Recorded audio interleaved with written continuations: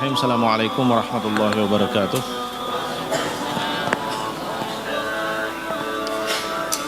Innal hamdalillah nahmaduhu wa nasta'inuhu wa nastaghfiruh wa na'udzu billahi min shururi anfusina wa min sayyiati a'malina may yahdihillahu fala mudilla lahu wa may yudlilhu fala hadiya lahu. Asyhadu an la ilaha illallah wahdahu la syarika lahu wa asyhadu anna Muhammadan 'abduhu wa rasuluh. Ballagha ar-risalata wa adda al-amanata wa nasaha al-ummah wa jahada fi sabilillahi haqqa jihadihi hatta atahu al-yaqin. Allahumma salli ala Muhammad wa ala ali Muhammad kama sallaita ala Ibrahim wa ala ali Ibrahim wa barik ala Muhammad wa ala ali Muhammad kama barakta ala Ibrahim wa ala ali Ibrahim fil alamin innaka Hamidum Majid. Rabbi shrah li sadri wa yassir li amri wahlul 'uqdatam min lisani yafqahu qawli. Rabbana atina fid dunya hasanah wa fil akhirati hasanah wa qina adzaban nar. Allahumma 'allimna bima yanfa'una wanfa'na bima 'allamtana warhamna innaka anta arhamur rahimin. Allahumma arinal haqqa haqqan warzuqna ittiba'ah wa arinal batila batila warzuqna ijtinabah. Allahumma inna nas'aluka hubbaka wa hubba nabiyyika wa hubba 'amalin yuqarribuna ila hubbik. Allahumma ij'al hubbaka ahabbu ilaina minal ma'il baridi 'inda adh-dhama'. Amin ya rabbal alamin. Amma ba'd. Alhamdulillah anak-anak sekalian, pertama marilah kita bersyukur pada Allah Subhanahu wa taala di mana siang hari ini Allah Subhanahu wa taala memberikan taufiknya pada kita untuk bisa bertemu kembali di dalam majelis dars am kita yang membahas atau membaca dari kitab Syama'il Muhammadiyah. Kita meneruskan pembacaan kita dari kitab ini. Kemarin terakhir kita sampai di mana? Bab berapa?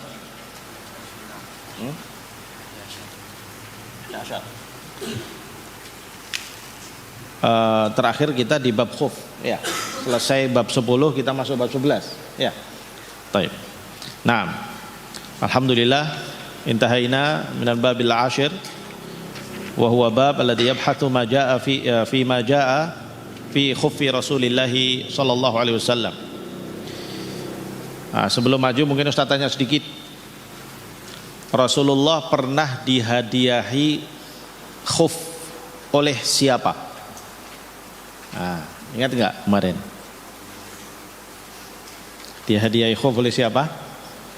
Yang keras suaranya. Najasyi. Naam, Najasyi. Siapa Najasyi itu? Najasyi itu siapa? Seorang raja. Raja apa? Raja Habasyah. Oh iya. Raja negeri Habasyah. Raja negeri Habasyah itu dinamai Najasyi. Ya. Gelarnya itu Najasyi. Ya, gelarnya. Kalau raja Mesir namanya apa? Firaun dulu itu, ya. Kalau raja Romawi Kaisar, ya. Kaisar. Kalau raja Persia Kisra, ya, Kisra. Kalau raja Jawa apa? Sultan.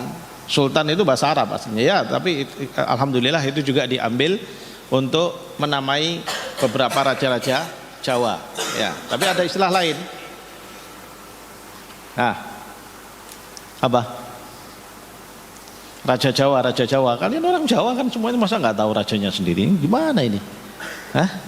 Bisa dipecat nanti dari orang kejawaannya dipertanyain ini.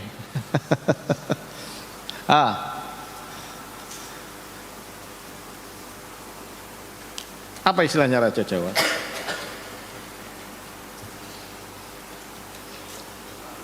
Ada nggak istilahnya? Nggak ada. PR. Nah, kalian dikasih PR sekali-kali sama Ustadz, ya. Raja Jawa itu namanya apa? Nah, gitu ya. Biasanya dipakai nama apa yang raja-raja Jawa, gitu ya. Baik, ini supaya kalian tahu. Kalau nggak di PR kan nanti lupa lagi, nanti sama aja kan. Baik. Ala kulli hal, beliau pernah mendapatkan hadiah khuf. Apa itu khuf? Apa itu khuf? Siapa yang bisa jawab? Nah. Ya, seperti kaos kaki ataupun dia sarung, apa namanya, sarung kaki dari kulit. Nah, biasanya dipakai pada saat kapan? musim dingin. Naam, ahsantum. Ya, dipakai pada musim dingin. Kenapa? Karena untuk menghangatkan kaki. Kan musim dingin itu kan biasanya kaki kita jadi dingin banget gitu ya. Kalau di sini nggak begitu dingin, kita nggak terasa. Tapi kalau di tempat-tempat di Timur Tengah sana, kalau musim dingin itu dingin sekali, ya bisa sampai di bawah 0 derajat, ya sehingga dingin. Maka menggunakan khuf, ya kaki itu dipakai khuf begitu, jadi lebih hangat. Ya. Baik, siapa sahabat Nabi yang pernah menghadiahi khuf Rasulullah Sallallahu Alaihi Wasallam? Dihyah al-Kalbi. Naam, ahsanta. Dihyah al-Kalbi radhiyallahu anhu.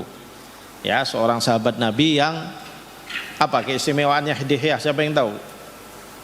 Punya keistimewaan apa beliau ini? Naam.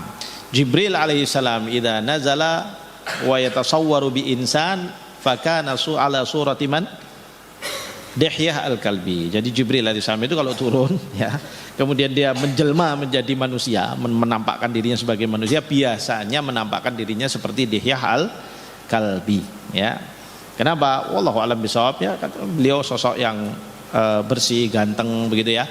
Jadi kelihatan wajahnya itu indah begitu. Ya, sehingga kok indah enak dipandang begitu, sehingga Jibril suka untuk menyamai bentuknya beliau, ya, wallahu a'lam bishawab. Atau mungkin punya kelebihan lain, ya, Dihyah al-Kalbi sosok yang mungkin imannya juga bagus, ya, kemudian mulia di kalangan para malaikat-malaikat, lalu kemudian Jibril senang untuk menjelma dalam bentuk beliau, ya, radhiyallahu anhu. Baik, kita langsung bacaan saja, masuk bab al-hadi asyar. Bismillah, iqra, irfa' sautak. Bismillahirrahmanirrahim. Ahsanallahu ilaikum. Allahumma ighfir lana wa lima syayikhina wa lima masyayikhina wa li asatidatina wa liman 'allamana khairan walau harfan. Amin ya rabbal alamin. Qala al-muallif rahimahullahu ta'ala fi kitabih Syama'il Muhammadiyyah babu ma jaa fi na'li Rasulillah sallallahu alaihi wasallam. Haddatsana Muhammadun Muhammad bin Bashar, haddatsana Abu Dawud at-Tayalisi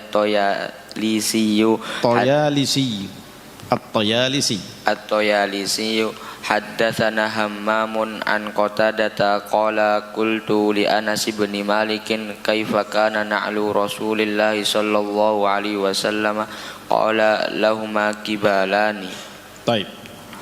Al-hadithul awal an Anas bin Malik, ya, ma'ruf Anas bin Malik, ya, marra bina katsiran. Qala qultu madza Qatadah, ya, Qatadah radhiyallahu anhu qala li Anas, ya, Ibnu Malik, qultu li Anas bin Malik kaifa kana na'lu Rasulillah sallallahu alaihi wasallam, ya, bagaimana dulu sandalnya Rasulullah SAW itu bagaimana begitu, ya, karena Anas bin Malik siapanya Rasulullah? Khadimnya Rasulullah, makanya beliau ya pasti tahu dong, ya, sandalnya Rasulullah itu bagaimana, karena yang setiap hari pasti beliau melayani Rasulullah, ya, termasuk diantaranya menyediakan sandalnya dan sebagainya, kan begitu, kan khadimnya, ya. Qala lahuma qibalan, ya, beliau mengatakan sandalnya Rasulullah itu memiliki qibalan. Qibal, apa itu qibal? Qibal itu adalah bagian sandal yang dijepit oleh jempol dan jari tengah itu. Kalau sandal jepit itu kan ada bagian yang ini telapak sandal, ya. Terus nanti ada tali dari belakang kan. Nah, lalu kemudian ada yang bagian turun begini, yang kalau kaki masuk nanti antara jempol dengan jari tengah akan menjepit itu. Itu namanya qibal. Ya, itu namanya qibal. Ya. Nah, kata Rasulullah, kata Anas bin Malik, Rasulullah itu sandalnya dulu memiliki 2 qibal. Jadi talinya itu 2, ke sini 1, ke sini 1. Sehingga kibalnya itu ada 2. Gimana makainya itu? Ya wallah alam, mungkin yang satu jempol jepit yang sebelah sini, nanti sebelah kanannya ada jepit lagi gitu. Karena memiliki 2 kibal. Ini menurut Anas bin Malik. Nah, terus lanjut lagi. Ahsanallahu ilaikum. Qala haddatsana Abu Quraib Muhammad bin al-Alla'i haddatsana Waqi'un an Sufyan an Khalid al-Hazzai an Abdullah bin al-Harits an Ibni Abbas qala kana li na'li Rasulillah sallallahu alaihi wasallam kibalani mathniyun shirakahuma. Mathniyun shirakuhuma. Naam. An Abdullah bin al-Harits an Ibni Abbas, dari Abdullah bin Abbas, qala kana li na'li Rasulillah sallallahu alaihi wasallam qibalani mathniyun shirakuhuma. Mathniyun shirakuhuma artinya kembar tali sandalnya. Jadi syirok, ada beda antara syirok dengan qibal. Kalau qibal tadi yang turun, yang dijepit oleh jari. Kalau syirok adalah tali yang ke belakangnya. Lihat detailnya bahasa Arab ya, luar biasa. Ketika cerita sandal saja, ya itu di situ ada qibal, ada syirok. Syirok itu tali yang ke belakang. Ya, nah, kata siapa ini? Abdullah bin Abbas, bahwasanya na'alnya Rasulullah SAW itu memiliki dua qibal dan memiliki dua syirok. Paham ya? Nah itu. Nah, makanya sandalnya Rasulullah SAW itu ada di kalau nggak salah ada di Museum Topkapi ya di Turki. Tapi wallahu alam apakah itu benar sandalnya Rasulullah atau memang modelnya seperti itu ya. Tapi wallahu alam di situ disebutkan itu sandalnya Nabi SAW. Cuman ya wallahu alam ya, umurnya 1500 tahun. Tapi adzahir kita nahkum bidzahir, bahwasanya mudah-mudahan itu benar sandalnya Rasulullah SAW. Jadi bentuknya itu memang punya dua tali begitu. Ya, banyak gambarnya di internet juga bisa dilihat ya. Jadi qibalan dua tali yang dijepit, syirok adalah dua, kemudian mathniyun syiroknya tali yang ke belakangnya itu adalah mathni. Mathni itu artinya double. Jadi talinya itu dua gitu. Ya, talinya itu yang ke depan itu dua, terus masing-masing syiroknya itu terdiri dari dua tali. Nah, begitu. Ya. Jadi masing-masingnya itu ada dua tali. Berarti berapa tali di sandalnya? 4 tali, ya kan? 4 tali, ya. Ada dari belakang ke depan itu syirok dan masing-masingnya terdiri dari 2 tali, begitu, di double begitu. Lanjut. Ahsanallahu ilaikum. Haddatsana Ahmad bin Mani'in haddatsana Abu Ahmad Az-Zubairi haddatsana Isa bin Tuhmana qala akhraja ilaina Anas bin Malik na'laini jardawaini lahuma kibalani qala fahaddatsani Thabitun ba'du an Anasin annahuma kanata na'lai an-nabi sallallahu alaihi wasallam. Naam. Baik, al-an akhraja ilaina Anas bin Malik. Anas bin Malik mengeluarkan kepada kami. Jadi tampaknya sandal itu adalah disimpan oleh Anas bin Malik. Disimpan oleh Anas bin Malik, mengeluarkan 2 sandal jardawaini. Jardawaini itu artinya sandal yang tanpa bulu. Ya. Jadi sandal yang dia terbuat dari kulit tapi nggak ada bulunya. Karena dulu orang-orang dulu kadang ada sandalnya yang pakai bulu, ada yang tanpa bulu, ya. Nah, jardawain artinya tanpa bulu. Lahuma kibalani. Dua-dua sandal ini ya memiliki 2 kibal. Kibal tadi apa? Tali apa? Tali yang dijepit, ya. Sehingga bentuknya sandal jepit, sandalnya Rasulullah SAW, tapi dia punya 2 kibal, ya. Dan nanti akan ada riwayat ke depan ada sandalnya Rasulullah juga yang 1 kibalnya, ya, yang dipakai oleh sahabat yang lain nanti, ya. Qala fahaddatsani Thabitun ba'du an Anasin annahuma kanata na'alain nabi. Lalu kemudian Thabit menceritakan bahwasanya Anas pada saat itu juga mengatakan bahwasanya kedua sandal yang dikeluarkan pada saat itu adalah sandalnya Rasulullah sallallahu alaihi wasallam, ya. Baik, terus lanjut. Ahsanallahu ilaikum.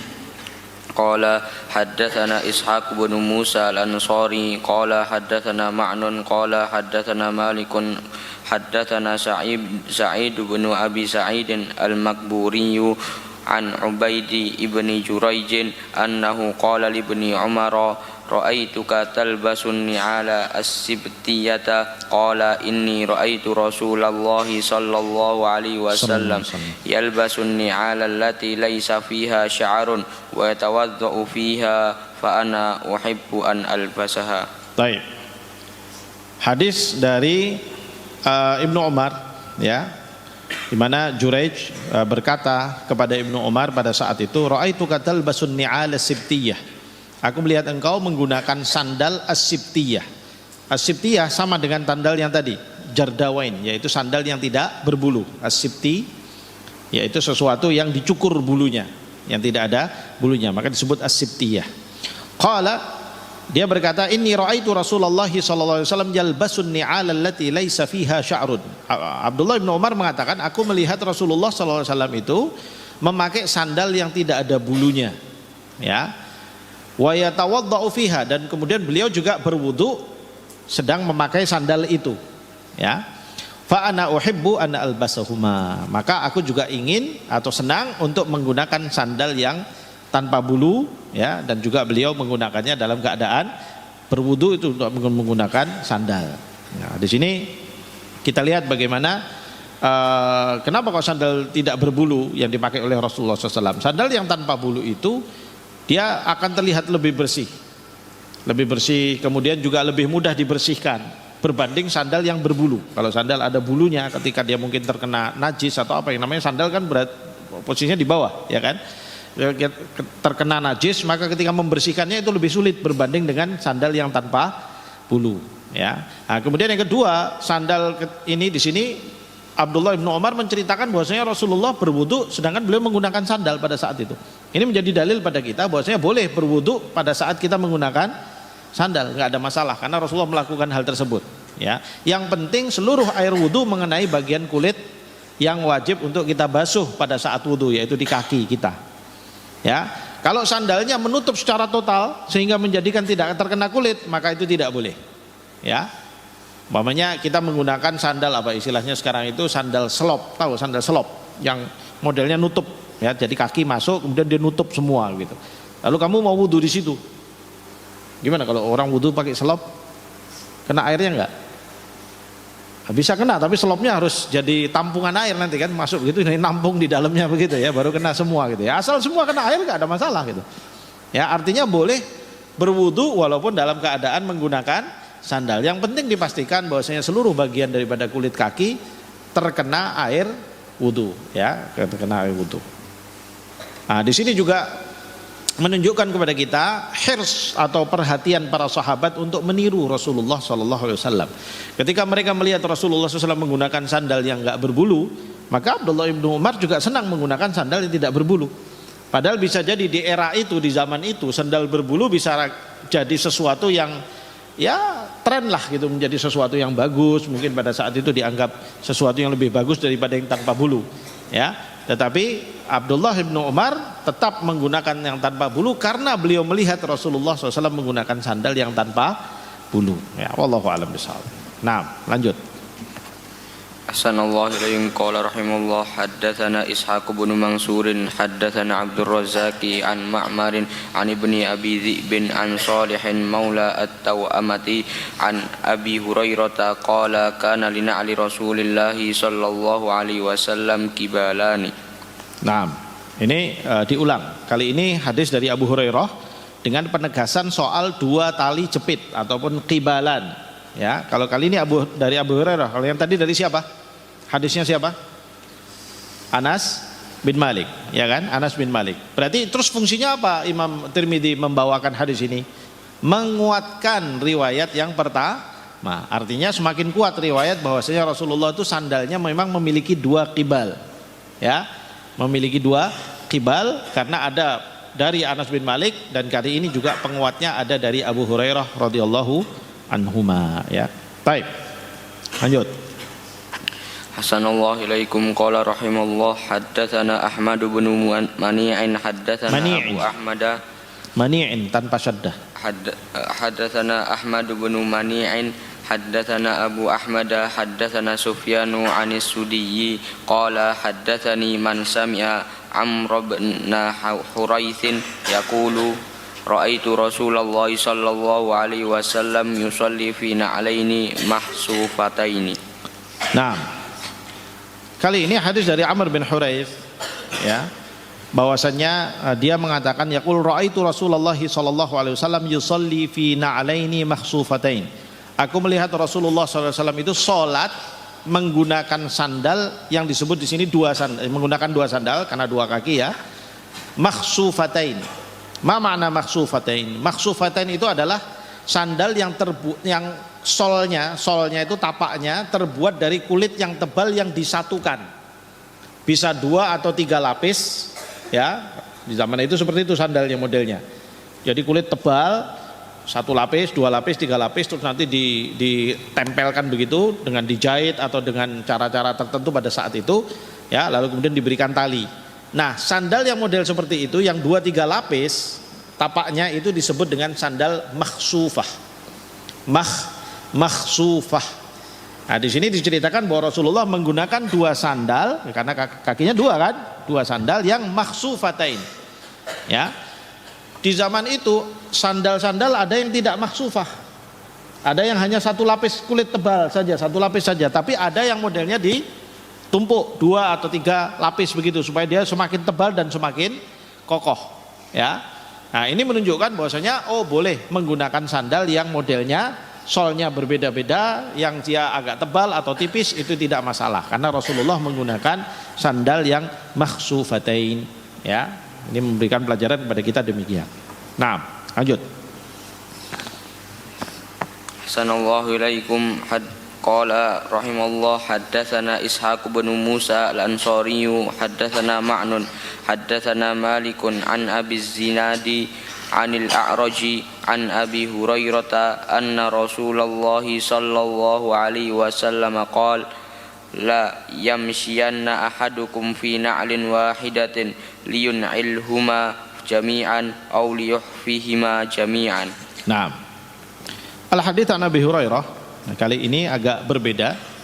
Kalau tadi menceritakan tentang sandalnya Rasulullah sallallahu alaihi wasallam, ya, tentang qibalnya, tentang syiroknya, tentang maksufnya, ya, dan sebagainya. Nah, kali ini bercerita tentang adab menggunakan sandal. Adab menggunakan sandal. Hadisnya dari Abu Hurairah radhiyallahu anhu bahwa anna Rasulullah sallallahu alaihi wasallam qala la yamshiyanna ahadukum fi na'lin wahidatin liyun'ilhuma jami'an aw liyuhfihima jami'a, ya. Janganlah sekali-kali, lihat di situ ada nunut taukid, berarti menunjukkan larangan yang mengalami tekanan, berarti di situ betul-betul sangat makruh, ya, sangat makruh, sangat dibenci, ya, hal ini. La yamshiyanna ahadukum fi na'lin wahidah. Tidak boleh, janganlah sekali-kali di antara kalian berjalan dengan menggunakan 1 sandal. Liyun'ilhuma jami'an, hendaknya, ya, dia menggunakan dua-duanya, au liyahfihima jami'an, atau melepaskan kedua-duanya. Jadi umpamanya kita lagi berjalan, ya, kemudian sandal kita mungkin putus 1 dan sebagainya, lalu kemudian yang putus kita buang, yang 1 kita pakai, jadi berjalan dengan 1 sandal. Nah, ini para ulama mengatakan dengan dasar hadis ini itu sangat makruh, ya, dibenci untuk seperti itu. Kenapa? Wallahu a'lam bishawab. Hikmahnya apa? Yang jelas satu, pertama, ini memang larangan Rasulullah SAW. Tapi hikmah larangan ini apa? Bisa jadi orang itu ketika menggunakan kakinya, satu menggunakan sandal, satu tidak, maka terjadi ketidakseimbangan dalam berjalan, ya kan? Yang satu tinggi, yang satu rendah, jadi jalannya tingklang begitu, bisa mengakibatkan jalannya itu menjadi berjalan yang tidak bagus, atau bahkan bisa berbahaya, memudahkan dia terkena sandungan batu atau apa, sehingga melukai dan sebagainya dan sebagainya. Makanya Rasulullah SAW membenci orang, ya, tidak boleh menggunakan hanya 1 sandal. Kalau memang sandalnya mau dilepas, ya dilepas dua-duanya. Kalau mau dipakai, dipakai dua-duanya. Kalau satunya rusak, bagaimana? Maka dilepas dua-duanya. Jangan dipakai hanya 1. Ya, wah, sandal saya lepas 1. Akhirnya kemudian kita jalan pakai 1 sandal saja. Ya, atau apalagi jalannya pakai engklek lagi, tahu engklek? Lompat-lompat itu 1 kaki itu, ya. Nah, itu berarti kan 1 sandal, Ustaz. Ini cuma 1 sandal. Bagaimana kalau engklek? Bolehkah pakai 1 sandal? Wallahu a'lam. Adz-dzahir tetap tidak boleh. Karena engklek adalah bagian daripada berjalan. Tahu engklek? Lompat-lompat 1 kaki itu loh. Ya, al-zahir wallahu alam masih terkena pada hadis ini, sangat makruh, sangat dibenci oleh Rasulullah sallallahu alaihi wasallam, ya. Ini juga diperkuat ya dalam hadis yang lain, di Sahih Muslim insyaallah ya hadis itu, bahwa Rasulullah sallallahu alaihi wasallam, hadis juga dari Abu Hurairah radhiyallahu anhu ya, bahwa Rasulullah SAW bersabda, idza inqata'a syas'u, ya, idan qata'a syas'u ahadikum fala yamshi fil ukhra hatta yuslihaha. Apabila terputus, syas'u itu shin sin ain, syas'u, ya, syas'u itu adalah tali sandal. Jadi istilah lain dari apa tadi? Syirok. Kalau tadi ada istilahnya syirok, nah di sini Rasulullah menggunakan istilah lain untuk tali sandal, namanya syas'u, yaitu bagian yang mengikat kaki supaya dia menempel dengan sandal, ya. Nah, Rasulullah katakan, idzan qata'a syas'u ahadikum, apabila tali sandalnya salah seorang dari kalian itu terputus, ya, fala yamshiya fil ukhra, maka janganlah dia menggunakan hanya satu sandal saja, yang satu. Ya, jangan hanya menggunakan satu sandal yang bagian yang satunya saja. Hatta yuslihaha, sampai betul-betul dia bisa memperbaiki sandal yang terputus talinya tadi itu. Jadi ini jelas ada larangan dari Rasulullah SAW, memperkuat hadis ini, dilarangnya kita berjalan menggunakan satu sandal, ya. Wallahu a'lam bishawab. Nah, lanjut. Ahsanallahu ilaikum, qala rahimahullah, haddatsana Qutaibatu an Malik bin Anas an Abi Zinadi nahwahu. Nah, ini hadis hanya menguatkan karena riwayatnya hanya nahwahu, sepertinya, seperti tadi. Artinya ada riwayat yang sama, cuma sanad yang berbeda, sehingga kemudian menguatkan riwayat yang sebelumnya. Nah, lanjut. Sallallahu alaikum, qala rahimahullah, haddatsana Ishaq bin Musa, haddatsana Ma'nun, haddatsana Malikun an Abi Zubairi an Jabirin anna Nabiyya sallallahu alaihi wasallam naha an ya'kula ya'ni ar-rajula bishimalihi aw yamshiya fi na'lin wahidatin. Nah, hadis berikutnya dari Abu Zubair an Jabir bin Abdullah radhiyallahu anhu, anna Nabiy sallallahu alaihi wasallam naha an ya'kula ya'ni ar-rajul bishimalihi aw yamshiya fi na'lin wahidah. Nabi sallallahu alaihi wasallam melarang orang makan pakai tangan kiri, ya. Rasulullah melarang orang makan pakai tangan kiri, au yamshiya fi na'lin wahidah, atau berjalan dengan satu sandal. Ya, kali ini dari Jabir bin Abdullah radhiyallahu anhu, beliau menyampaikan bahwasannya Rasulullah melarang orang untuk makan pakai tangan kiri dan tidak boleh berjalan dengan satu sandal. Nah, lanjut. Qala rahimahullah, haddatsana Qutaibatu an Malikin. Ha itu tahwil, dibacanya tahwil. Wa haddatsana Ishaq. Tahwil itu adalah pertukaran sanad, berbalik. Jadi di sini kan disebutkan Qutaibah dari Malik. Lalu Imam Tirmidzi punya sanad lain, ya, punya sanad lain yang kemudian beliau sambungkan dengan satu jalur pada jalur yang ini, yaitu haddatsana Ishaq bin Musa, haddatsana Ma'nun, ya. Kemudian haddatsana Malik. Lihat. Jadi ada tahwil sanad pertama dari Qutaibah dari Malik. Ya, lalu kemudian ada sanad yang lain dari Ishaq bin Musa dari Ma'nun, ya, dari Malik. Nah, begitu. Jadi ketemunya di mana sanadnya? Malik, ya. Jadi kalau ada hak begitu kamu bacanya tahwil, ya. Nah, coba diulang.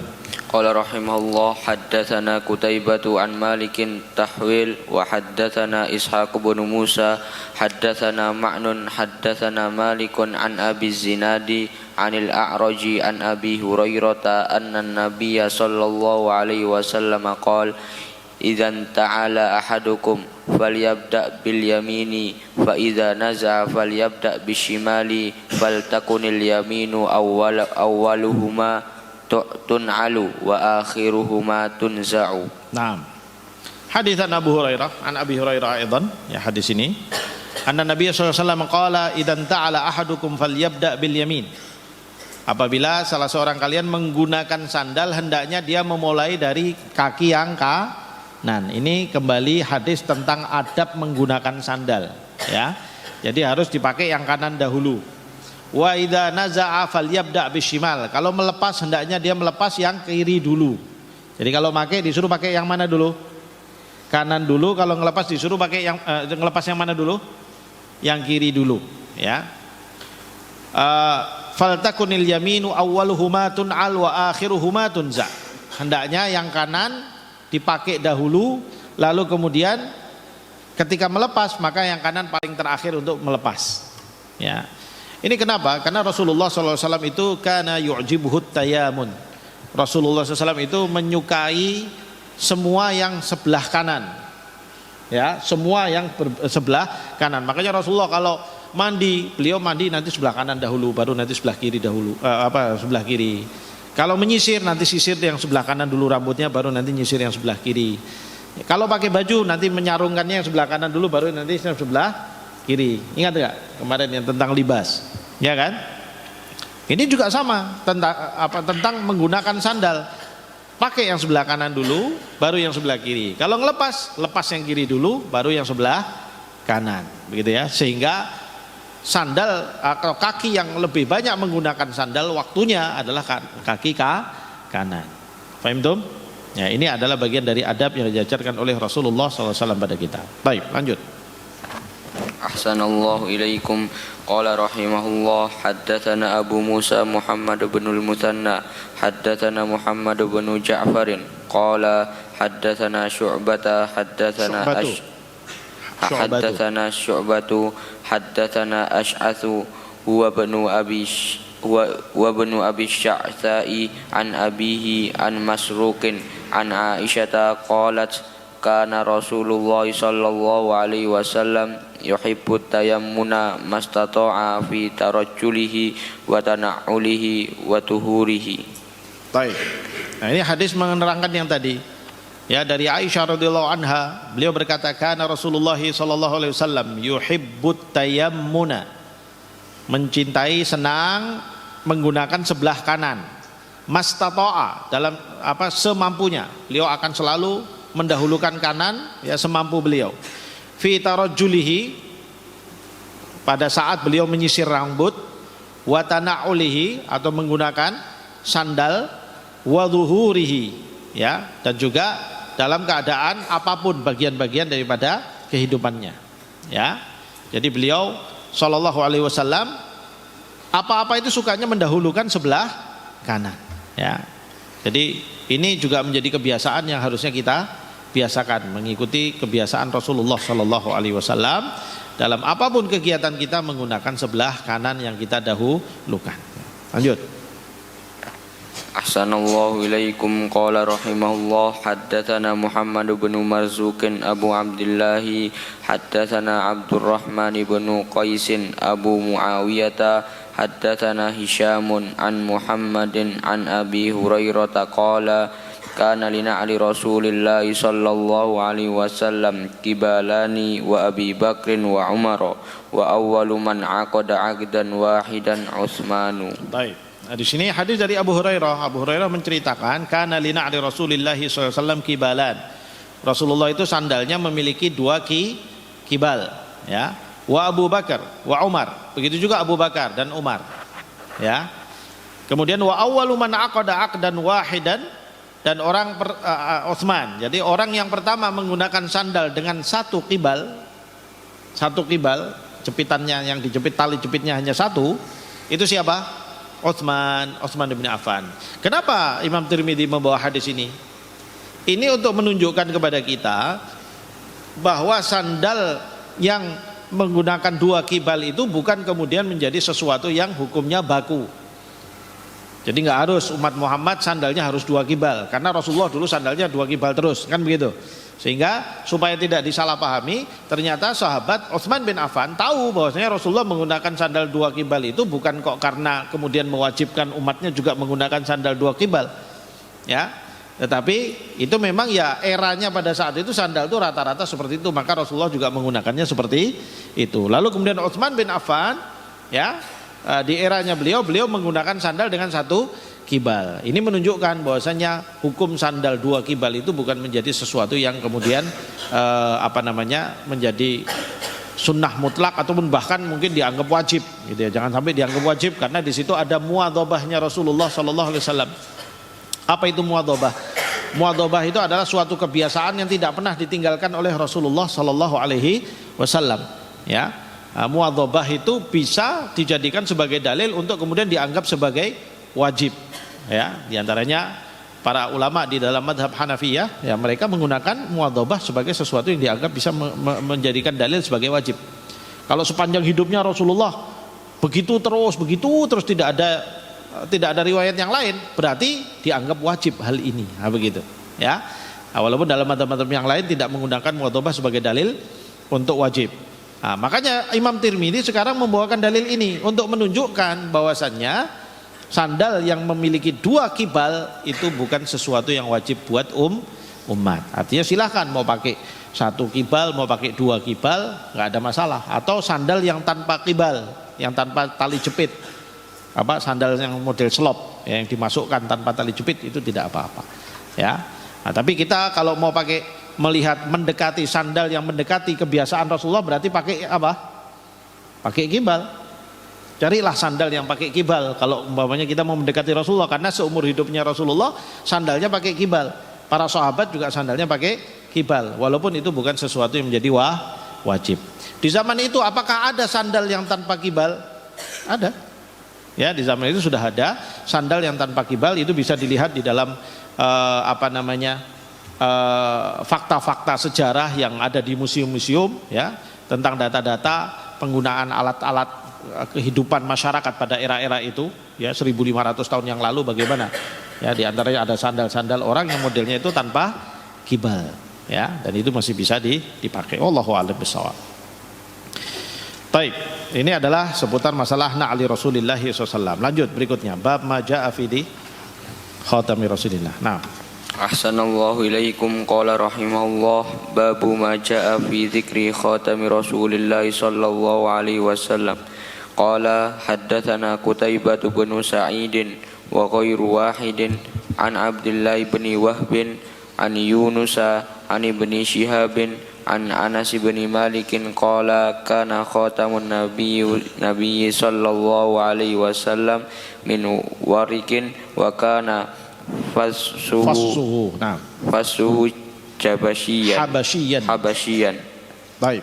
An Anas bin Malik qala kana khatamun nabi sallallahu alaihi wasallam min wariqin wa kana fassuhu habasyian, adalah cincinnya Rasulullah sallallahu alaihi wasallam ya, dari warik. Warik itu adalah perak.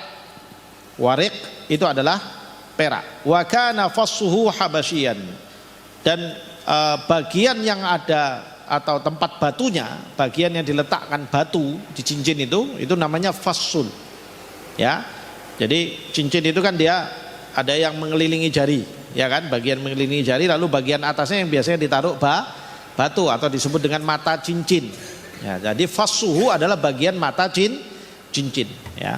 Nah, cincinnya Rasulullah SAW itu dari perak. Wa kana fassuhu habasyian, dan bagian mata cincinnya terukir dengan ukiran gaya Habasyi ya, bentuknya adalah ukirannya gaya Habasyi.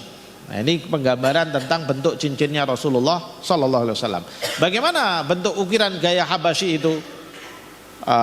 Susah ya Ustadz mau menceritakannya ya, tetapi ya kalau kita lihat ya sederhana, karena nanti kalau kita lihat dari bentuk-bentuk cincin orang-orang pada era zaman saat itu sangat sederhana, tetapi yang bisa kita lihat pada saat ini ya, karena cincinnya Rasulullah SAW ini akhirnya hilang pada zamannya siapa? Utsman bin Affan. Jadi sepeninggal Nabi SAW cincin itu masih ada, lalu dipakai oleh Abu Bakar, lalu kemudian setelah Abu Bakar dipakai oleh Umar, lalu kemudian setelah Umar dipakai oleh Utsman.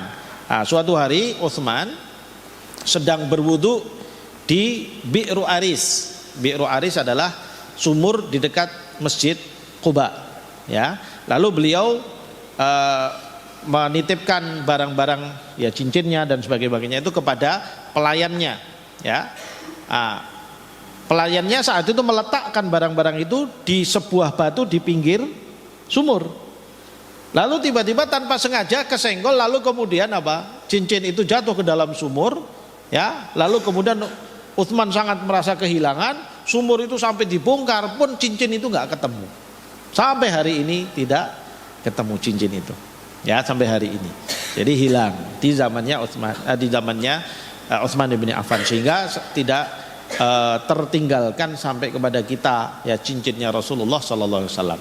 Yang tertinggal hanya ukiran yang terukir di bagian fas, di bagian tempat mata cincin, di mana di situ Rasulullah sallallahu alaihi wasallam mengukirkan nama beliau, Muhammadun Rasulun Allah, ya, Muhammadun Rasulullah. Ustaz tunjukkan bentuknya.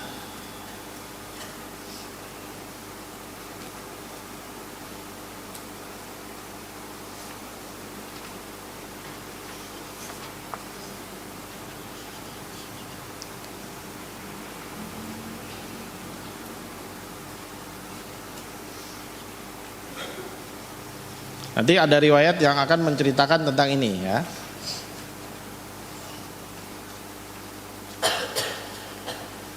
Nah, begini kira-kira. Tertulis Muhammad, kelihatan nggak? Yang belakang kelihatan nggak? Ya. Muhammadun di bawah, Rasulun di tengah, kemudian Allah di atas. Ini adalah ukiran cincin yang saat itu diukir di cincinnya Rasulullah SAW. Kenapa?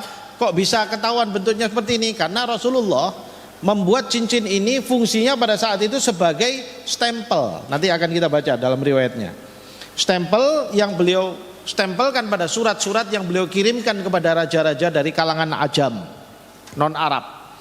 Karena saat itu, ya, raja-raja non Arab itu mereka dikatakan mereka tidak akan menerima surat kalau nggak ada stempelnya, ya. Lalu Rasulullah pun membuat cincin ini, khatam ini, ya, untuk dijadikan sebagai sarana stempel untuk menstempel surat-surat beliau ketika beliau mengirimkan surat kepada raja-raja dari Ajam. Tapi bentuknya cincin, sehingga beliau membawa itu kemana-mana, ya, dipakai di jari beliau Sallallahu Alaihi Wasallam, ya. Baik. Jadi disebutkan di sini dari Anas bin Malik, kana khatimun Nabi SAW, ya, min waraqin, ya. Cincinnya itu dari perak, terbuat dari bahan perak, wa kana fassuhu habasyian, dan bagian mata cincinnya itu ukirannya, bentuknya adalah bentuk Habasyi, ya. Baik, lanjut. Ahsanallahu ilaikum, qala rahimahullah, haddatsana Qutaibatu haddatsana Abu Awanata an Abi Bishrin an Nafi'in an Ibni Umar anna an-nabiyya sallallahu alaihi wasallam ittakhadha khataman min fiddatin fakana yakhtimu bihi wa la yalbasuhu. Qala Abu Isa Abu Bishrin ismuhu Ja'far bin Abi Wahsyiyah. Naam. Baik, hadzal hadits, ya, hadis berikutnya di sini dari Nafi', dari Ibnu Umar, bahwa Nabi SAW ittakhadha khataman min fiddatin. Rasulullah SAW membentuk atau membuat khatam, yaitu cincin, min fiddah, dari perak. Fakana yakhtimu bihi, dan Rasulullah SAW itu menggunakannya sebagai alat untuk ngecap, alat untuk stempel. Wala yalbasuhu, dan Rasulullah tidak menggunakannya. Tapi nanti di depan kita akan ambil riwayat-riwayat yang lain, beliau akan hadirkan Rasulullah memakai, ya. Kenapa kok seakan-akan betul? Nah, ini bilang nggak memakai, yang ini bilang memakai. Berarti kadang-kadang dipakai, kadang-kadang tidak dipakai, ya, oleh Rasulullah SAW cincinnya, ya. Jadi kadang-kadang dipakai, kadang-kadang nggak dipakai. Nah, dari sini Abdullah bin Umar mungkin dia karena saat melihat jari Rasulullah seringnya melihat dalam keadaan tidak memakai khatam, ya. Tetapi nanti dari riwayat Anas bin Malik, dari riwayat yang lain-lain yang nanti akan datang, menceritakan tentang Rasulullah memakai. Pada saat memakai, bagaimana Rasulullah cincin itu dipakai oleh Rasulullah Sallallahu Alaihi Wasallam, ya. Baik, lanjut. Ahsanallahu ilaikum, qala rahimahullah, haddatsana Ishaq bin Mansurin haddatsana Mu'adz bin Hisham qala kelewatan satu atasnya. Qala rahimahullah, haddatsana Mahmud bin Ghailana haddatsana Hafs bin Umar bin Ubaidin والطنافسي حدثنا زهير أبو خيثمة عن حميد عن أنس بن مالك قال كان خاتم رسول الله صلى الله عليه وسلم من فضة فسه منه. Baik, ini penguat dari riwayat sebelumnya ya. Di sini Anas bin Malik mengatakan kana khatamu Rasulillah SAW min fiddah. Cincinnya Rasulullah SAW itu dari apa? Dari fiddah. Fiddah itu dari perak. Fasuhu minhu, dan bagian tempat mata cincinnya atau ya mata cincinnya itu menjadi satu dengan cincin itu. Artinya bentuknya menyatu. Kan ada cincin yang modelnya dia hanya lingkaran begini, lalu kemudian bagian untuk mata cincinnya diletakkan di atas, modelnya nempel begitu. Ya, biasanya cincin-cincin perempuan kan begitu. Ya, modelnya kalau cincin emas. Ya, nanti ada batu permatanya atau apanya di atasnya begitu. Tapi kalau yang Rasulullah pakai dalam riwayat ini mengatakan fasuhu minhu. Jadi betul-betul menempel dengan bagian yang melingkar, menjadi satu. Jadi bentuknya menjadi cincin yang kelihatan kokoh begitu ya. Cincinnya Rasulullah SAW itu bentuknya seperti itu. Nah, lanjut. Ahsanallahu ilaikum qala rahimahullah haddatsana Ishaq bin Mansur haddatsana Mu'adz bin Hisham qala haddatsani abi an Qatadah an Anas bin Malik qala lamma arada Rasulullah sallallahu alaihi wasallam an yaktuba ilal ajami qila lahu innal ajama la yakbaluna illa kitaban alaihi khatamun fastana'a khataman faka'anni anzuru ila bayadhihi fi kaffihi. Baik. Anas bin Malik kembali meriwayatkan mengatakan qala lamma arada Rasulullah sallallahu alaihi wasallam ay yaktuba ilal ajami, ketika Rasulullah SAW ingin menulis surat kepada ajam. Man ajam? Ajam adalah selain Arab, bangsa-bangsa selain bangsa Arab disebut al-ajam. Ya, di sana ada Persia, ada Romawi, ada Habasyi. Ya, Habasyi juga bukan Arab. Ya, ada Hindi, ya, di India, ya raja-raja India. Ada raja dari dari daerah-daerah timur sini. Ya, itu disebut sebagai ajam. Ya. Nah, ketika Rasulullah SAW ingin menulis suratnya ngapain sih? Rasulullah menulis surat pada raja-raja ajam dalam rangka apa? Mendakwahi, ya, mendakwahi mereka untuk masuk ke dalam Islam. Dan ini juga salah satu metode dakwah yang diajarkan oleh Rasulullah SAW adalah mengirim surat kepada orang untuk mengajaknya masuk ke dalam Islam, menerangkan kepadanya Islam yang benar. Ya, nah, dan nanti kalau antum sudah berdakwah di masyarakat dan sebagainya, ada salah satu metode yang bisa antum berikan, yaitu berkirim surat atau berkirim pesan kepada orang tertentu yang mungkin jaraknya jauh, yang kamu tidak bisa ke sana, sehingga kamu bisa kirimkan kepada dia tulisan-tulisan atau apapun penjelasan tentang sempurnanya dinul Islam, sehingga itu menjadi sarana dakwah buat menarik dia masuk ke dalam dinul Islam. Ya, inilah yang pernah dilakukan oleh Rasulullah SAW. Nah, ketika beliau ingin menulis surat itu, ya, dikatakan kepada beliau, innal ajama la yakbaluna illa kitaban alaihi khatam. Sesungguhnya raja-raja ajam itu mereka tidak menerima surat apapun kecuali memiliki stempel. Ya, trennya raja-raja ajam itu seperti itu. Ya. Fastana'a khataman. Lalu kemudian Rasulullah membuat khatam, yang membuat cincin yang akan digunakan sebagai alat stempel ini. Faka'anni anzuru ila bayadhihi fi kaffihi. Dan sungguh aku melihat warna putihnya. Kenapa? Karena cincinnya dari perak. Ya, perak itu kan dia warnanya putih. Ya, putih sekali perak itu. Kalau dibersihkan dengan bagus itu kelihatan putih sekali, bagus. Ya. Nah, ketika dipakai, ya, kata Anas bin Malik, faka'anni anzuru ila bayadhihi fi kaffihi. Dan sungguh aku bisa melihat warna putihnya di telapak tangannya Rasulullah. Loh, kenapa kok dia menyebutnya kaf, telapak tangan? Nanti akan ada riwayat di depan nanti juga menceritakan. Jadi Rasulullah itu kalau pakai cincin malah sering dibalik. Ya, sering dibalik bagian yang mata bagian yang harusnya di luar itu, yang ada tulisannya itu, ya, itu sering dimasukkan di dalam gini, lalu kemudian ditutup oleh Rasulullah Sallallahu Alaihi Wasallam. Kenapa? Wallahu alam bisawab. Ada beberapa analisa tentang masalah ini. Satu, itu adalah bentuk ketawaduan Rasulullah Sallallahu Alaihi Wasallam, di mana beliau tidak ingin terlihat beliau banyak berhias, karena cincin adalah bagian daripada perhiasan. Nah, sedangkan beliau membuat cincin bukan dalam rangka berhias, dalam rangka apa tadi? Membuat stempel sebenarnya, tapi karena bentuknya cincin maka beliau pakai. Ya, tapi dipakai seperti itu dibalik supaya nggak terlihat sesuatu yang sifatnya berhias. Kemudian yang kedua mengatakan karena di cincin di bagian fassu, di bagian mata cincinnya itu tertulis lafzul jalalah, Muhammadun Rasulul Allah. Kan di situ ada Allahnya, ada lafzul jalalah. Maka beliau tidak mau kalau ini posisinya di luar, lalu kemudian tulisan itu mengenai sesuatu yang mungkin ya ada barang dan sebagainya, sehingga terkesan membenturkan ya tulisan lafzul jalalah yang beliau sangat hormati itu dengan barang-barang yang ada di sekitarnya dan sebagainya. Maka beliau tutup di balik sini untuk dijaga, lebih menjaganya begitu. Ya, ini analisa dari para ulama tentang kenapa Rasulullah SAW itu kalau pakai cincin kok malah di kafnya, ya di telapak tangannya, bukan fi dhahril yad, bukan di punggung tangan, tetapi di telapak tangannya. Nanti di depan juga ada riwayat lagi yang menceritakan tentang hal ini. Ya. Nah, lanjut. Ahsanallahu ilaikum. Qala rahimahullahu haddatsana Muhammad bin Yahya haddatsana Muhammad bin Abdullah al-Ansari qala haddatsani abi an Thumamata an Anas bin Malik qala kana naqshu khatami Rasulillah sallallahu alaihi wasallam Muhammadun satrun wa rasulun satrun wallahu satrun.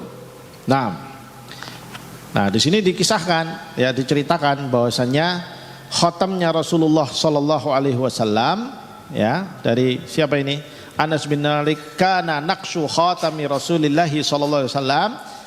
Dahulu ukiran khatamnya atau cincinnya Rasulullah SAW itu Muhammadun satrun, Muhammad itu satu baris, Rasulun satrun, Rasul satu baris, Wallahu satrun, dan Allah satu baris, seperti yang tadi Ustaz tunjukkan.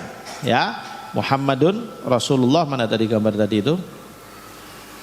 Ustaz carikan yang agak besar gambarnya. Nah ini, ya. Muhammadun, ya, Muhammadun di bawah, lalu kemudian Rasulun satu baris, ya, di tengah, lalu kemudian Allah satu baris di atas, ya, terlihat seperti ini, ya. Loh, ini dari mana kelihatannya? Satu, penjelasan seperti ini. Yang kedua, masih ada peninggalan dari suratnya Rasulullah SAW yang saat itu dikirim ke raja siapa? Kaisar. Raja mana? Romawi. Kalau suratnya yang dikirim ke Raja Persia diapakan? Disobek-sobek sama raja itu kan? Ya kan? Yang ke Raja Persia, Kisra, dia buka begitu, lalu Rasulullah menuliskan di situ, Aslim taslam, masuklah Islam kamu akan selamat. Wah, dia karena dia raja yang sombong, nggak terima, dia dibilang seperti itu, kurang ajar, berani dia bilang begini sama saya, apa dia bisa mencelakai saya? Nah, begitu, ya. Lalu surat itu disobek-sobek semua. Lalu Rasulullah diberitahu oleh Jibril bahwa suratnya seperti itu. Lalu kemudian Rasulullah mendoakan, mazzaqallahu mulkah, semoga Allah menyobek-nyobek kerajaannya. Ya. Lalu kemudian apa yang terjadi? Setelah dari peristiwa itu, tidak lama setelah itu si raja ini mati. Lalu setelah itu kerajaan Persia dalam kondisi perebutan kekuasaan oleh keturunannya, sampai kemudian akhirnya tercapik-capik kerajaan itu, kerajaan Persia. Ya, jadi keturunan anak-anaknya itu pada rebutan kursi raja, tapi mereka saling bunuh-membunuh, ya, saling menghancurkan, saling apa. Jadi betul-betul disobek-sobek seperti oleh Allah Subhanahu wa taala, kerajaannya itu disobek-sobek dan hancur. Ya. Hikmahnya atau dahsyatnya doanya Rasulullah sallallahu alaihi wasallam pada saat itu, ya. Sampai kemudian di eranya Umar bin Khattab, jadi sepeninggalnya Nabi, lalu kemudian di eranya Abu Bakar As-Siddiq, ya, kerajaan Persia belum bisa bersatu. Sampai kemudian di eranya Umar bin Khattab, mereka sudah mulai menghadapi kaum muslimin, banyak kalah dan sebagainya, mereka semakin kelimpungan menghadapi kaum muslimin. Lalu kemudian mereka bilang, ini gimana ini kita ini? Ya, akhirnya mereka mengeluarkan, ada satu orang anak keturunan raja yang saat itu disembunyikan di pedesaan supaya dia nggak dibunuh oleh sepupu-sepupunya pada saat itu, disembunyikan di pedesaan, kemudian oleh mereka disepakati untuk diambil, dibawa ke pusat untuk dijadikan raja dan memimpin mereka. Tapi karena memang dia bukan raja, tidak punya pengalaman untuk memimpin, ya, jadi kecamuk yang terjadi di dalam kerajaan Persia saat itu, ya, berbagai macam intrik-intrik yang ada, ya, intrik politik yang ada di dalam kerajaan itu menjadikan kerajaan itu akhirnya menjadi lemah dan kemudian akhirnya kalah, tunduk dan dikuasai oleh siapa? Umar ibnul Khattab radhiyallahu anhu, ya, bersama pasukan-pasukannya. Sehingga saat itu kaum muslimin dapat ghanimah banyak sekali karena memang kerajaan kaya sekali Persia itu. Ya, kayanya bukan karena apa? Kayanya karena menekan rakyatnya, mendolimi rakyatnya.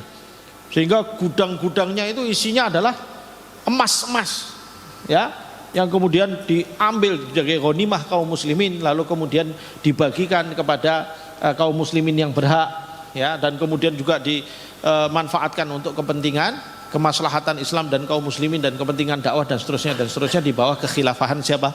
Umar bin Khattab radhiyallahu anhu, ya. Nah ini, ya.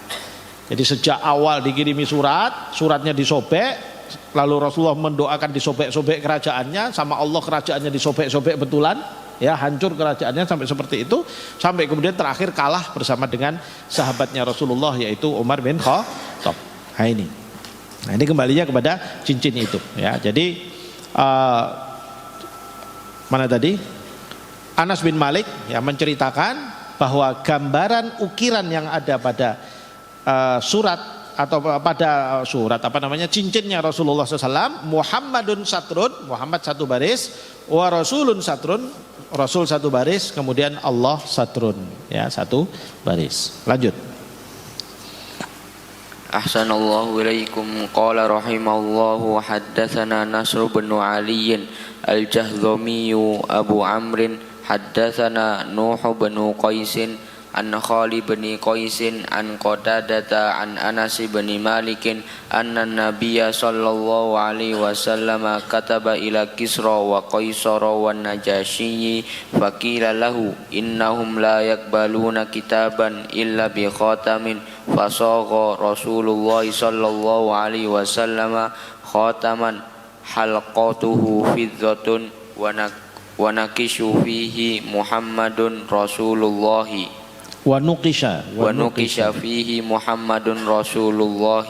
Baik, dari Anas bin Malik anna Nabi SAW kataba ila Kisra wa Qaisar wa Najasyi. Nabi SAW menulis surat untuk Kisra. Kisra raja mana? Persia, ya. Qaisar Romawi. Najasyi raja Ethiopia, ya, Al-Habasyah. Faqila lahu annahum la yaqbaluna kitaban illa bi khatamin. Kemudian dikatakan kepada beliau bahwasanya mereka raja-raja itu, raja-raja Ajam ini, ya, mereka enggak akan menerima surat kalau tidak ada stempelnya. Fasagha Rasulullah SAW. Fasagha yakni fa asra'a. Ya, sagha yakni fa asra'a. Kemudian beliau bersegera untuk membuat apa? Cincin, khatam. Halqatuhu min fiddah, lingkarnya dari perak, wa nuqisha fihi, ya, dan diukir padanya Muhammadun Rasulullah, ya, tadi sudah kita jelaskan. Lanjut. Ahsanallahu ilaikum. Qala rahimahullah haddatsana Ishaq bin Mansur haddatsana Sa'id bin Amir wal Hajjaj bin Minhal an Hammam an Ibni Jurayj an Az-Zuhri an Anasin anna Nabiyya sallallahu alaihi wasallam kana idza dakhala al-khala'a naza'a khatamahu.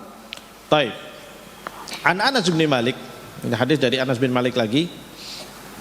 Anna Nabiyya sallallahu alaihi wasallam kana idza dakhala al-khala'a naza'a khatamahu. Adalah Nabi sallallahu alaihi wasallam kalau masuk ke dalam khala'. Ma makna khala'? Ya, khala' itu bukan hammam, beda antara hammam dengan khala. Kalau hammam itu kamar mandi atau tempat untuk mandi, itu hammam, ya. Tapi kalau khala adalah tempat di mana orang tempat untuk buang air yang ada WC-nya, ya, itu namanya khala, ya.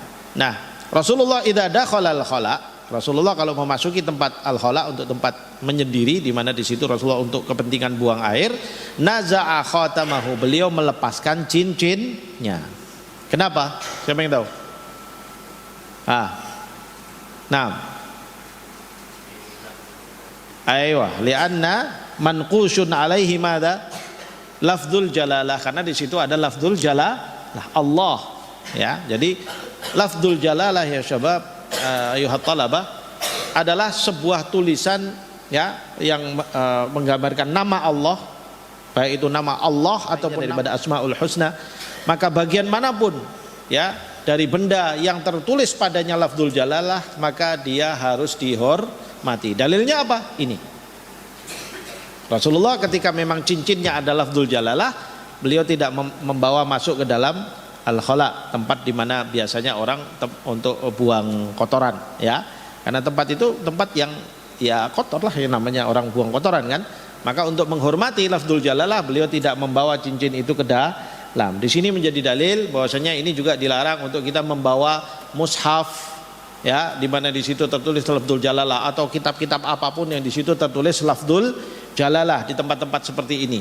Ya, jangan sampai bawa masuk WC ya kitab atau Quran atau apapun yang tertulis lafdzul jalalah, ya, ke tempat-tempat yang seperti ini. Wallahu a'lam bishawab. Ini adalah adab kita terhadap lafdzul jalalah. Kenapa? Karena lafdzul jalalah itu adalah sesuatu yang menggambarkan dan menceritakan atau menggambarkan tentang nama Allah Subhanahu wa taala, zat yang paling kita agungkan. Jadi maka tentu ihtiram kita terhadap kebesaran Allah Subhanahu wa taala, maka benda apapun yang terukir padanya atau tertulis padanya lafdzul jalalah harus dihormati. Paham tum? Kamu kalau menemukan umpamanya ada lembaran kertas Al-Qur'an terbuang di jalanan begitu, apa yang harus kamu lakukan? Kamu ambil, ya, kalau bisa dibakar, dimusnahkan, atau diamankan, ditaruh di tempat yang aman, yang tinggi, yang tidak diijak-ijak sama orang, atau dimusnahkan, disobek-sobek kecil-kecil sampai nggak kelihatan lafdzul jalalahnya, ya, disobek-sobek lalu kemudian nanti disebar sehingga tidak terlihat lafdzul jalalahnya, atau dibakar, itu yang paling bagus sehingga dia musnah habis, ya. Dan begitulah sama semua bagian apapun. Nah, ini yang perlu kita perhatikan, ya. Kadang sekarang ini banyak orang bikin undangan pernikahan tertulis di situ Bismillahirrahmanirrahim, ya.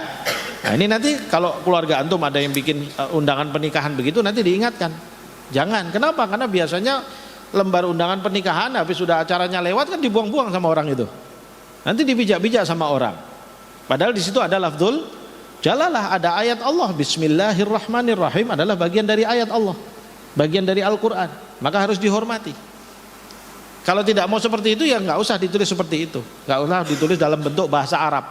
Bagaimana kalau tulisannya dengan menggunakan non Arab, pakai tulisan bahasa Latin atau pakai tulisan bahasa yang lain? Para ulama mengatakan kalau pakai bahasa selain bahasa Arab tidak termasuk dalam lafdzul masuk yang dilarang, seperti yang diperlakukan oleh Rasulullah SAW. Jadi kalau tulisan Bismillahirrahmanirrahim pakai bahasa Latin, maka itu nggak ada masalah. Mau dipijak, mau diapa, terserah. Paham? Tapi yang tidak boleh ada dalam bahasa aslinya, yaitu bahasa Arab, ya.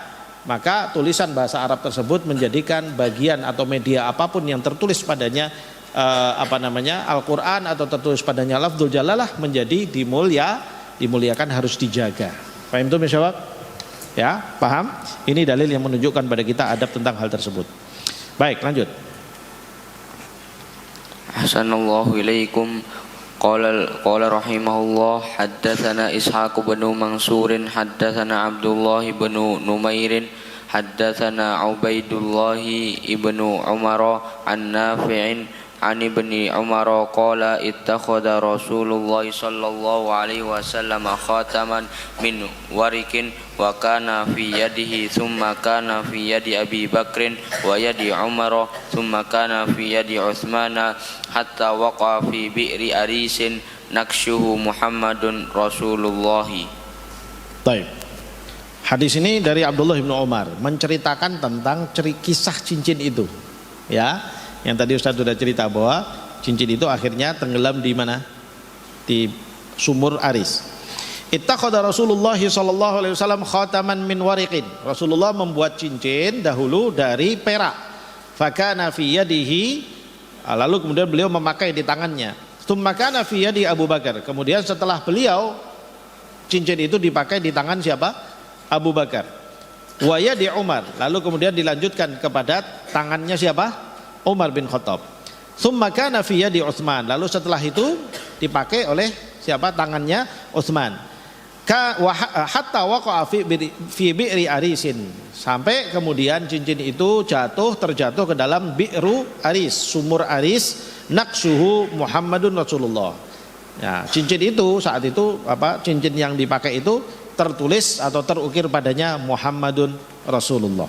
Jadi cincin yang asli yang miliknya Rasulullah sallallahu alaihi wasallam itu hilang ya, karena dia terjatuh ke dalam sumur aris dan sampai sekarang tidak pernah ketemu lagi. Ya, wallahu alam, kalau suatu hari Allah Subhanahu wa taala pertemukan ya bisa jadi, tapi sampai sekarang tidak ada riwayat yang mengatakan bahwasanya cincin Rasulullah sallallahu alaihi wasallam sudah ketemu. Sampai sekarang sudah enggak ada. Ya, makanya wallahu alam kenapa kok peristiwa seperti itu terjadi. Ya, walaupun Utsman ketika hilang itu beliau sedih sekali. Ya, sedih sekali. Bahkan sampai beliau memerintahkan dibongkar tuh sumur, dibongkar, cari nggak ketemu. Ya, dan beliau sangat sedih karena peristiwa itu, karena cincinnya Rasulullah, peninggalannya Rasulullah sallallahu alaihi wasallam. Ya, sehingga itu sangat bermakna, apalagi tertulis itu Muhammadun Rasulullah, tetapi malah jatuh ya pada saat beliau pada saat di situ ya.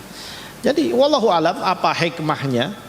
Ya, wallahu alam, mungkin ada hikmah lain. Mungkin kalau cincin itu ada sampai sekarang, mungkin akhirnya dianggap apa sama orang nanti ya. Ya, dianggap sesuatu yang besar lalu dibesar-besarkan dan sebagainya. Mungkin ya, Allah Subhanahu wa taala paling Maha tahu kenapa kok cincin itu kemudian ditakdirkan untuk kemudian hilang dan tidak ketemu sampai sekarang. Makanya kalau ada orang kemudian mengatakan ini adalah cincinnya Rasulullah, peninggalan Rasulullah, sejauh pakai ini, oh nggak ada, itu bukan, itu pasti buatan baru. Karena apa? Rasulullah SAW cincinnya sudah hilang pada zamannya siapa?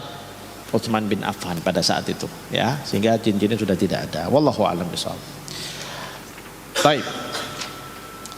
Kemudian kita cukupkan dulu ya, karena waktu kita sudah lewat dari jam 1. Insyaallah nanti kita sambung pada pembahasan berikutnya, bab yang ke-13 ya, yaitu membahas baja'a fi anna Nabi sallallahu alaihi wasallam kana yatakhattamu fi yaminihi. Rasulullah SAW kalau memakai cincin itu di tangan kanannya. Fi su'al ila huna ya syabab? Hal fi su'al? Ma fi su'al? Baik. Idzan naktafi bihadzal qadar. Aqulu qawli hadza wa astaghfirullah li wa lakum wa billahi taufiq wal hidayah. Wassalamu alaikum warahmatullahi wabarakatuh.